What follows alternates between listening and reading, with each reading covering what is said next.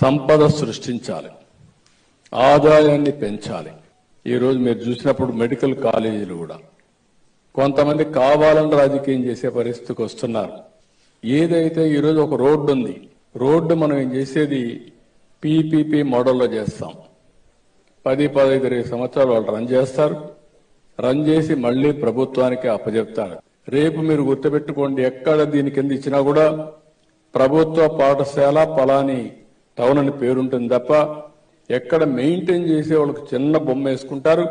దాని మీద యజమాన్యం, దాని మీద పెత్తనం పూర్తిగా ప్రభుత్వానికే ఉంటుందని మరొకసారి ప్రజలందరికీ విజ్ఞప్తి చేస్తున్నాను.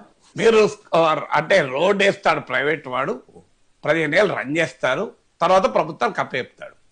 అందులో టోల్ ట్యాక్స్ వసూలు చేస్తారు అనేది వదిలేశాడు. మీరు చూడండి ఎంత చాకచక్యంగా చంద్రబాబు గారు అందులో టోల్ ట్యాక్స్ వల్ల పదవి తీసి పడేశాడు.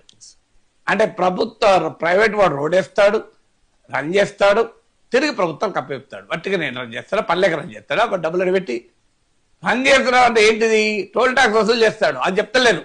మీరు ఎంత చాకచక్యంగా ఉందో చూడండి. తర్వాత ఏమంటున్నాడు, ప్రభుత్వ పాఠశాలగా పేరుంటది డౌట్ లేదు. చిన్న బొమ్మ వేసుకుంటాడు, రన్ చేస్తాడు, ప్రభుత్వం కప్పదు. ఎట్లా రన్ చేస్తాడు, మళ్ళీ టోల్ ట్యాక్స్ వసూలు చేయాల్సిందే కదా.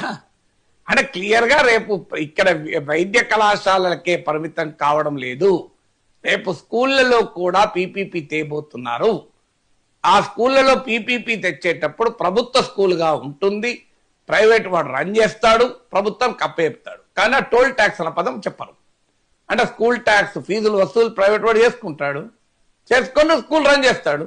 ఇప్పటిదాకా మీరు ఇస్తున్న అమ్మ ఒడి, ఆ తల్లికి వందనం ఇక ప్రైవేట్ వాళ్ళకి వెళ్ళిపోతుంది. ఇక ఎందుకంటే తల్లికి ఎందుకు పోతుంది, రన్ చేస్తున్నాడు కదా, తల్లిలో పోదిగా స్కూల్. తల్లికి వందనం కాస్త ప్రైవేట్ వాళ్ళకి వెళ్ళిపోతారు రన్ చేసే వారికి, పీపీపీ కదా. సో ఒక భావి తరాలకు ఏం సినిమా చూపెట్టబోతున్నారు అర్థమవుతుంది కదా.